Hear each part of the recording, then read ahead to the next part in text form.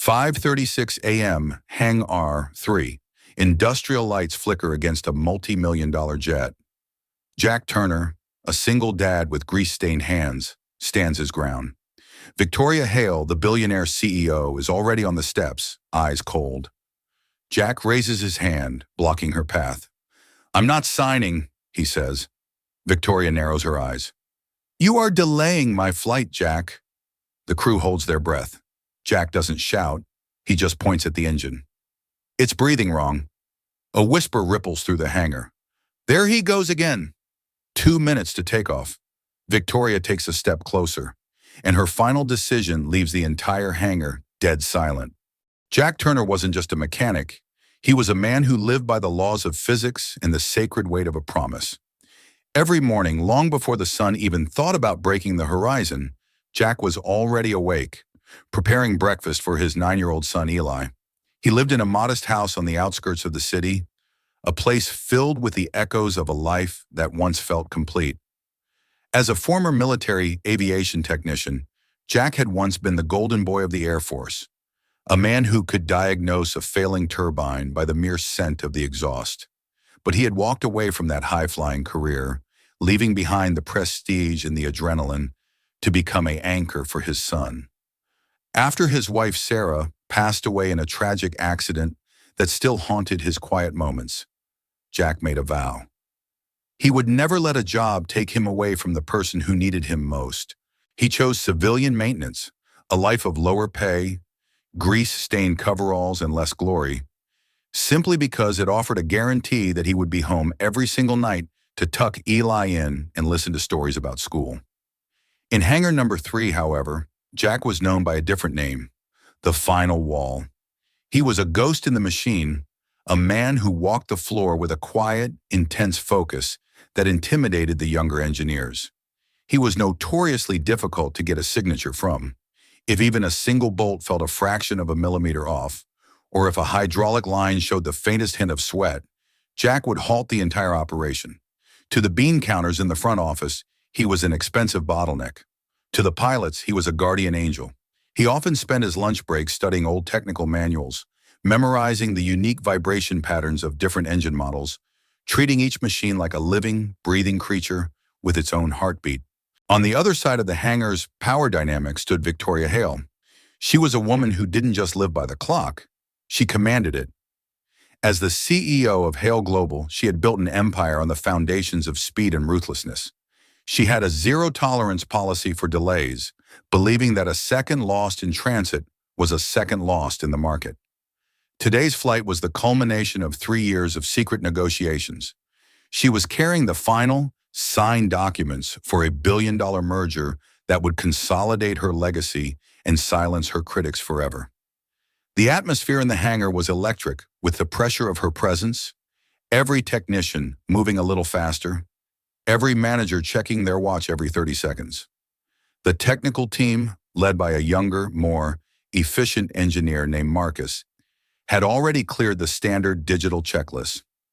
Marcus was a man of the modern age, a believer in sensors, software, and real-time data streaming. To him, the aircraft was a collection of data points that all flashed a comforting green across the diagnostics boards. Everything looked perfect on the high-definition monitors.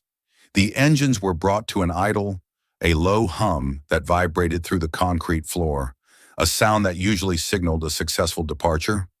But as the pre-dawn chills seeped through the hangar doors, Jack felt something that no sensor could detect. He stood near the intake of the left engine, his eyes closed, his body leaning slightly toward the machine. He heard it, a micro-vibration, a rhythmic ghost in the machine that sent a sharp chill down his spine. It wasn't a sound, really. It was a feeling, a subtle disharmony in the metallic song of the turbine. While the data displayed normal and the fuel pressure remained rock steady, Jack's gut, forged in a decade of combat zone repairs where equipment was held together by grit and prayers, told him a different story. The vibration felt like a stutter, a tiny, almost imperceptible hiccup in an otherwise perfect rotation. He approached Marcus and requested a manual teardown of the third turbine stage. Marcus laughed, a hollow sound in the vast hangar. "Jack, look at the board." We've got redundancy on the sensors and they're all green. We're 2 minutes from the departure window. Victoria's already at the stairs. We don't have time for your feelings. You're chasing shadows again, old man. Knowing the consequences of silence, Jack didn't argue further with Marcus. He walked past him, through the swarm of ground crew, and stood directly in front of the authorization terminal. He crossed his arms over his grease-stained coveralls, his silhouette dark against the white lights of the jet. I am the one responsible for the souls on this plane, he stated, his voice a low, steady rumble that seemed to cut through the high-pitched whine of the hangar's machinery. The senior manager, a man named Henderson, who was terrified of Victoria's temper, hissed a warning into Jack's ear. Move, Jack. This is your career on the line. Victoria has already fired 2 people this month for less than this. One more stunt, and you're finished. Think about your kid. Think about how hard it is to find a job when you're blacklisted in this industry. Jack didn't budge. For a split second, his mind flashed to Eli, waiting for him at the dinner table that evening, a plate of cold pasta and a story about a math test waiting to be shared. The thought of Eli becoming an orphan, of another child losing a parent because of a green light on a screen, made Jack's feet feel like they were cast in lead. He wasn't just a mechanic, he was a father, and that was the only rank that mattered. He chose safety over his reputation, igniting a confrontation that drew every eye in the facility to the foot of the multi-million-dollar aircraft. The air in the hangar seemed to freeze as Victoria Hale stepped away from the boarding stairs. Her presence was like a cold front, a shadow that moved with a deliberate, lethal grace. Her heels clicked with rhythmic precision on the polished concrete, a sound that felt like a countdown. She stopped 3 feet from Jack, her sharp features framed by the clinical white light of the overhead lamps. Do you have proof, Mr. Turner? She asked. Her voice wasn't loud, but it had the edge of a razor cutting through the thick tension. She didn't look like a woman who was angry. She looked like a woman who was analyzing a defective component. She was used to people bowing to her will, not standing in her path with grease on their faces.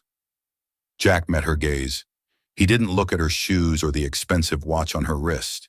He looked her dead in the eye, unflinching, despite the mountain of power she represented. I have my ears, and 20 years of listening to things that break, he replied simply. He could feel the sweat beginning to bead on his forehead, but his voice didn't waver. He knew that in this world, truth was often quieter than power, but it was far more durable. Behind her, the younger engineers shared mocking smirks.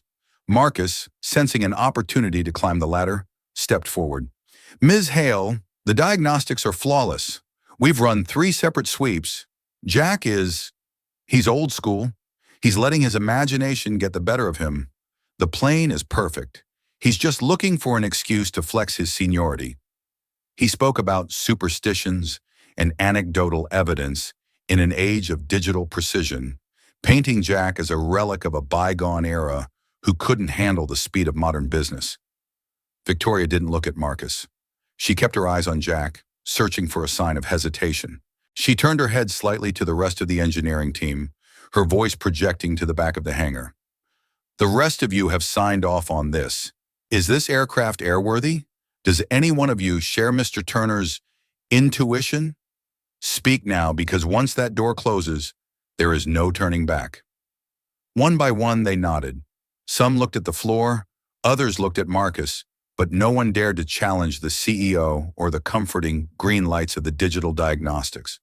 They were men with mortgages, with families, with careers they didn't want to jeopardize for a feeling from a man who spent more time talking to engines than to people. Jack was left standing alone on a shrinking island of integrity. To the observers, he wasn't a hero, he was a nuisance, a man letting personal anxieties and perhaps his own unresolved grief interfere with the movement of global capital. The security detail, alerted by Henderson, began to move in. 2 men in dark suits stepped toward Jack, their intentions clear. They were there to remove the obstacle so the world could keep spinning. As they reached for him, Jack didn't resist physically, but he leaned in toward Victoria, speaking loud enough for the flight crew to hear. If you fly this plane today, you do it without my signature. In the history of this hangar, no plane has left without my name on the logbook when I was on shift. If anything happens over the Atlantic, it stays on your conscience, Ms. Hale, not mine. I'll go home to my son, knowing I told the truth. Can you say the same when you're sitting in that cabin? Victoria's face flushed with a controlled white-hot rage. The insult to her authority was absolute. You are challenging my authority in my own house, in front of my own people, she whispered, the words coming out like poison. You think your hunch outweighs the millions of dollars I've invested in this technology? You think you know more than the thousands of lines of code running these systems? You are making a very expensive mistake, Jack. Jack remained calm, his expression almost mournful. I'm not challenging your authority, Mrs. Hale. I'm protecting the life behind it. Machines tell you what's happening now. A man who knows his craft tells you what's about to happen. And right now, that engine is telling me it's tired of holding together. The hangar went dead silent. The only sound was the distant, haunting whine of the idling turbines. The sound that Jack still didn't trust. The sound that felt like a scream hidden in a whisper. The countdown clock on the wall, synced to the flight plan, ticked toward the departure window. They were seconds away from a financial catastrophe for the firm. If she missed this window, the merger might collapse, and thousands of jobs could be lost. Jack tightened his jaw, preparing for the inevitable. He saw the security guard's hand close around his upper arm, a firm grip that signaled the end of his career. He was ready to be escorted out, ready to be fired, ready to lose the very job that fed his son. He had made his peace with it. He would rather be a broke father than a haunted one. And then, just as the guard began to pull him back, Victoria raised her hand. It was a single sharp gesture that commanded the entire room to stop. She stared at the plane, then back at the man with the grease under his fingernails. She seemed to be weighing two different worlds in her mind, the world of data and the world of human instinct. The silence stretched until it felt like the walls would buckle under the pressure. Victoria didn't order the security to drag him away. Instead, she took a deep breath that seemed to steady her entire frame. 30 seconds, she said, her voice ringing out through the hangar with a command that demanded obedience. I want 30 seconds of absolute pin-drop silence. Power down the auxiliary lights. Stop the fuel pumps. I want to hear what Mr. Turner hears. If I hear nothing, you are fired on the spot, Jack. If I hear something, well, we'll see. Marcus began to protest. Ms. Hale, we are losing our slot. The tower's already calling. Silence, she commanded, and the hangar fell into a vacuum. The hangar held its breath. The silence was so profound that Jack could hear the blood pumping in his ears. He didn't look at the monitors or the flashing lights. He walked slowly toward the left engine cowling, his movements deliberate and calm. He didn't use a wrench or a tablet. He pressed his bare palm against the cold, polished metal of the engine casing, closing his eyes to focus every sense. He began to tap, a specific, irregular rhythm against the steel, listening for the echo that shouldn't be there. He moved his ear closer to the intake, his body almost merging with the machine. There, he whispered, his eyes snapping open. He pointed to a specific point on the third casing, near the trailing edge of the intake. He explained that there was a harmonic imbalance, a tiny, irregular skip in the vibration that only occurred when the engine was at a specific idle frequency. It was a resonance that the digital sensors were programmed to filter out as background noise because it fell outside the typical failure parameters. Spurred by the CEO's chillingly calm gaze, a lead engineer, an older man named Frank who had been hiding in Marcus's shadow for years, finally climbed up with a specialized high-frequency acoustic sensor, one used for deep core inspections that were usually reserved for major overhauls. He placed the probe exactly where Jack had pointed, his own hands trembling slightly. As the engine RPM was shifted by a fraction, a jagged, terrifying red line finally erupted across the monitor. The digital mask had been stripped away. An anomaly, hidden deep within the secondary combustion chamber, was finally visible to everyone. It was a hairline fracture in a single turbine blade. A manufacturing defect so minute that it hadn't triggered the standard pressure or temperature alarms. The technical team stood frozen. They knew what that line meant. If the plane had taken off, the massive centrifugal forces and the heat of high-altitude flight would have turned that tiny fracture into a catastrophic engine failure within 30 minutes of departure. the blade would have shattered at 30,000 feet, turning the engine into a grenade, likely severing the fuel lines or the hydraulic systems. The realization of what almost happened washed over them like a wave of ice water. The green lights had been a lie, and they had all been willing to trust them over a human life. Jack didn't gloat. He didn't look at Marcus or Henderson. He didn't say, "I told you so."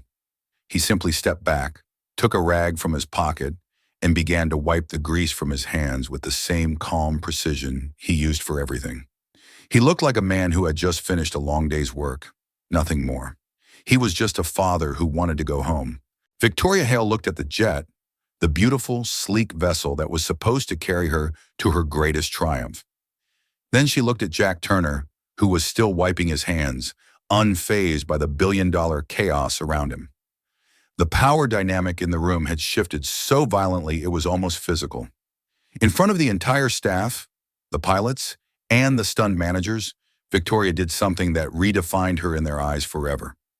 She walked slowly down the boarding stairs, her heels echoing like a heartbeat on the concrete. She didn't go to her car to call her lawyers. She didn't scream at Marcus. She reached up, unclipped her own VIP flight badge from her lapel, the badge that granted her ultimate, unquestioned access to every Hale Global facility, and she handed it to Jack. "This flight is canceled," she announced, her voice firm and carrying to every corner of the hangar. The shock was palpable. Through the headset, the investors in London and New York were screaming for an explanation. Henderson was stammering about the breach of contract and the legal fallout. But Victoria didn't look back.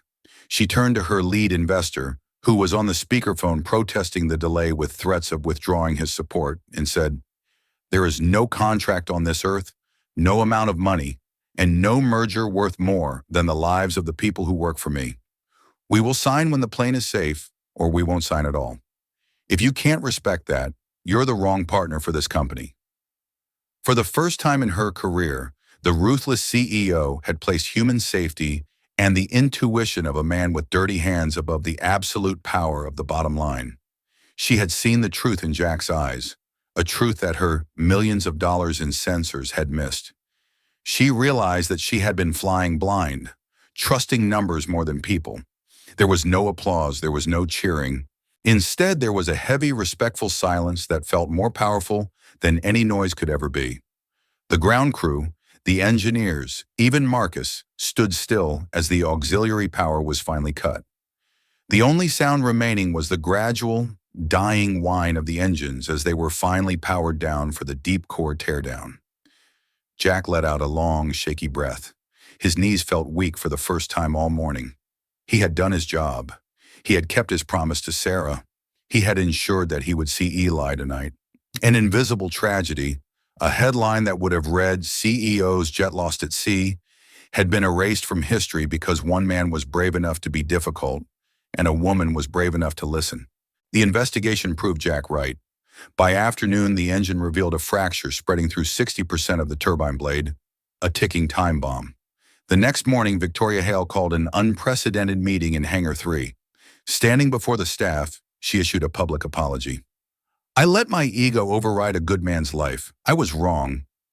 She immediately overhauled procedures, making manual vibration checks mandatory and creating an integrity protocol that prioritized the technician's word over the schedule. Victoria granted red stop power to every technician. Anyone, regardless of rank, could now halt a flight without fear. She transformed the culture into one of shared responsibility, realizing a leader's job is ensuring the right thing is done, not just being right. She offered Jack a promotion to Chief of Safety Operations with a massive salary, but he refused. "I'm a mechanic, Ms. Hale. My place is with the engines. That's where the truth is." Victoria respected his choice, and Marcus was reassigned to shadow Jack, learning that expertise requires heart as much as tools. Hangar 3 shifted overnight. The engineering teams now viewed the mechanics with reverence. They weren't just fixing machines. They were silent guardians of the sky. A few days later, Eli visited the hangar. He saw the respect everyone gave his father.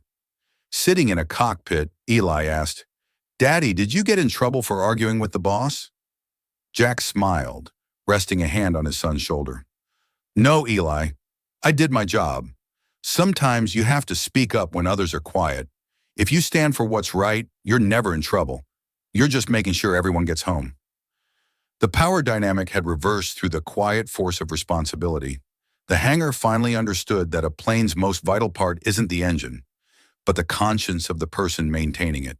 The business jet was eventually repaired with a completely new turbine assembly, personally inspected by Jack Turner and Marcus. The merger was signed a week later, and as it turned out, the delay had actually impressed the partners. They saw Victoria's commitment to safety as a sign of her long-term stability and integrity. They realized that she was a leader who wouldn't sacrifice her people for a deadline, making her a partner they could truly trust for decades to come. Victoria kept the canceled flight badge in her top desk drawer. She didn't keep it as a trophy of a deal signed, but as a permanent reminder of the day she almost lost her way. Whenever she felt the pressure of the clock or the lure of the bottom line, she would touch the plastic badge and remember the man in the grease-stained coveralls who dared to say no. It kept her grounded in a world that always wanted to fly too fast. Jack Turner continued to go home on time. He shared quiet dinners with Eli, listening to stories about playground games, science projects, and the small triumphs of a 9-year-old boy. His hands still bore the faint, stubborn stains of jet oil, a mark of his trade that he wore with a quiet dignity. Sarah would have been proud, he thought, as he watched Eli sleep. He had kept his promise to be there, no matter what. As Eli talked about his day, Jack listened with the same intensity he gave to his engines. He was searching for the harmony in his son's voice, for the subtle shifts that told him if the boy was happy or troubled. He was present in a way that many fathers never are, a presence born from the knowledge of how easily everything can be lost. In hangar number 3, a young engineer now pauses before signing a checklist. He remembers the day the final wall didn't move. He remembers the silence that followed. The arguments in the hangar were no longer loud or heated. They were replaced by clear, respectful dialogues about the sound of safety. The hangar had become a place where silence was valued, and listening was the most important skill of all. The narrator's voice closes the story as the hangar lights dim, leaving only the silhouettes of the great planes in the dark, resting until the next dawn. He argued with his boss to save his pride and his people. It was that argument that saved every soul on board that morning. In the silence before takeoff, a decision was made that proved some things are simply not for sale. Because a real hero isn't the one who flies the plane at 30,000 feet. It's the one who refuses to let it leave the ground until he's certain that every father and every mother will come home to their children. In a world of data and speed, never forget the power of a human heart that refuses to be ignored. Jack Turner was just a mechanic. But to Eli and to everyone in that hangar, he was the man who taught them how to truly hear. He taught them that the most important instrument in any cockpit isn't a dial or a screen, it's the truth. If you believe that a father's integrity is the greatest gift he can give his children, and that being a hero often means saying no when it's hard, leave a comment with the word hero and subscribe to Daddy Healing Stories. We bring you the lessons of courage, fatherhood, and accountability that the world needs today. Your support helps us tell the stories that heal hearts and save lives.